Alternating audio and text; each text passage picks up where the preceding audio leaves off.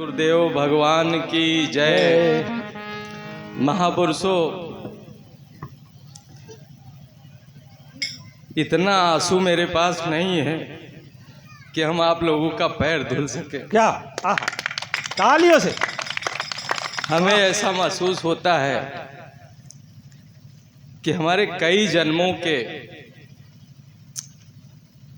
सानिध्य ऐसे रहे होंगे कि आप सबका इतना प्यार हमको मिल रहा है, हम बयान नहीं कर सकते शब्दों में। और आज तक मैंने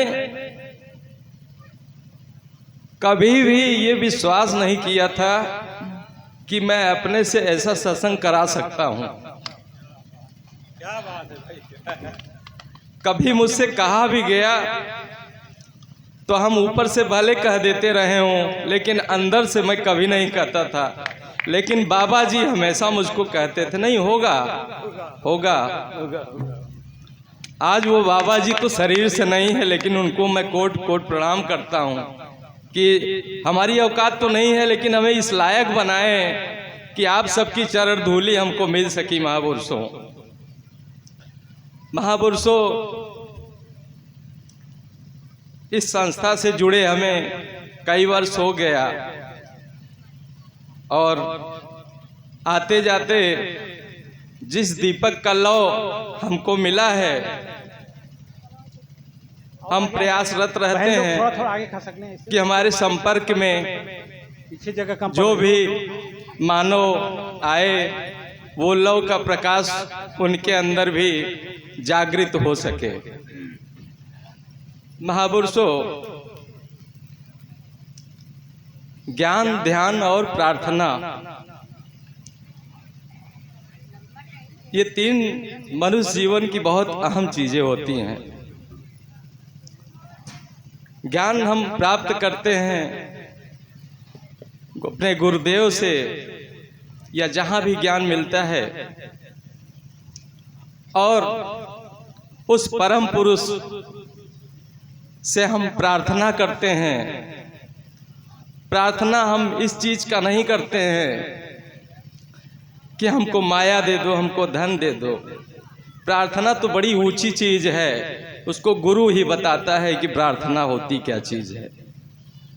और ध्यान हम उस मालिक का करते हैं। हमारा है क्या? कुछ भी नहीं है। हम लोग पर्दे का खेला कर रहे हैं और उसी को बहुत कुछ समझ के आनंद ले रहे हैं। सबसे ज़्यादा आनंद हमको हरि के शरण में ही है, और हरि हर जगह है।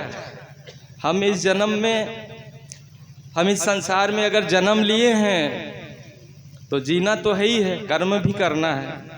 कर्म कैसे कैसे करते हैं? एक कर्म ऐसा भी होता है, हरि ने हरि को देखा, हरि गए हरि के पास, हरि गए हरि में और हरि रह गए उदास। एक कर्म ऐसा भी होता है। सब में हरि है। एक हरि है सांप, एक हरि है मेढक। सांप हरि, मेढक हरि के पास जाते हैं, और मेढक हरि समुंदर हरि में चले जाते हैं, और सांप हरि देख के उदास भी हो जाते हैं। सब में हरि है। कर्म भी वही कर रहा है, वही जा भी रहा है, वही बचा भी रहा है कोई अंतर? अब सांसारिक जीवन में हमें कैसा कर्म करना चाहिए? महापुरुषों से पूछा गया कि महात्मा जी कि हम लोगों को कर्म कैसे करना चाहिए कि हमारा जीवन सुखी रहे। तो उन्होंने एक छोटा सा वाकया बताया। एक राजा थे।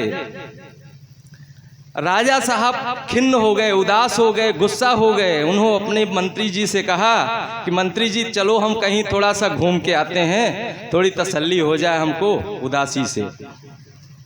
तो कहा कि ठीक है। वो चले गए। घूमते घूमते शाम हो गई तो थोड़ा एक जगह सोचे कि थोड़ी देर ठौर ले लेते हैं, रुक जाते हैं। तो घोड़े पे दोनों लोग बैठे थे, मंत्री जी और राजा साहब। थोड़ी देर रुके तो एक दुकानदार पे उनकी बहुत देर से नज़र थी राजा साहब की। राजा साहब कहते हैं मंत्री जी इस दुकानदार को कल बुला के इसको फांसी दे दो। मंत्री जी बोला कि हुक्म हुजूर, तामील होगा। वो चले गए। अब वो विचार करता रहा कि राजा के मन में ऐसी क्यों भावना आ गई कि इस दुकानदार को फांसी हो गई, बेचारा गरीब मारा गया। तो उसको सुबह बुलाना था, तो रात में भेष बदल के आते हैं उसके पास। तो दुकानदार से पूछते हैं कि भाई और बताओ कैसे हो। तो उसने कहा कि भाई बड़ा हाल बुरा है, मेरी दुकान चलती नहीं है, चंदन की दुकान है। मैं सोचता हूँ कि यहाँ का राजा मर जाता तो मेरी दुकान से चंदन की लकड़ियाँ खरीदा जाता और मैं माला माल हो जाता। तब उसको पता चल ओ हो इसके मन में तो जो है दुराभिसंधि है राजा ही के प्रति। अब कर्म यहीं से चालू हो गया मंत्री जी का। तब उनको लगा कि जो है बे परमात्मा देखिए राजा के मन में ऑटोमेटिक जो है ढाल दिया, इतनी दूर से ये करंट है उसकी। तो उन्होंने कहा, बातचीत किया कि हाँ ठीक है भैया बहुत अच्छा है। तो जाते समय बोले थोड़ा सा चंदन की लकड़ी हमको दे दो। तो थोड़ा पैसा दे के चंदन की लकड़ी ले लिए और लेके चले गए। सुबह दरबार में मंत्री जी को बुलाया गया कि भाई उसको ले आओ, फांसी दे दो। तो बोले कि महाराज जी हम कुछ कहना चाहते हैं। बोले ठीक है बताओ। तो बोले कि महाराज मैं उस मंत्री के पास, वो दुकानदार के पास गया था आपके कहने की वजह से। तो उसने आपको कुछ गिफ्ट भेजा और कह रहा था कि हमारे यहाँ के राजा बहुत ही अच्छे और गौरवशाली व्यक्ति हैं, ऐसे राजा जन्म जन्म तक यहाँ तक राज करते रहें तो हम लोगों का जो है जीवन बड़ा प्रसन्न रहेगा, और आपके लिए गिफ्ट भी भेजा है। तो बोले कि अच्छा। तो गिफ्ट दिया तो चंदन की लकड़ी, उनको खुशबू आ रही थी तो बहुत बहुत प्रसन्न हुए। तो बोले कि ऐसा आदमी मेरे बारे में इतना स्वच्छ है, इतना अच्छा इरादा रखता है, उसके बारे में मेरे इतने गंदे विचार हैं। ना ना ना ना ना उसकी फांसी तुरंत कैंसिल करो और ये खूब ढेर सारा धन ले जाओ, उसको दे दो और बोलो कि राजा साहब ने तुम्हारे लिए भेजा है।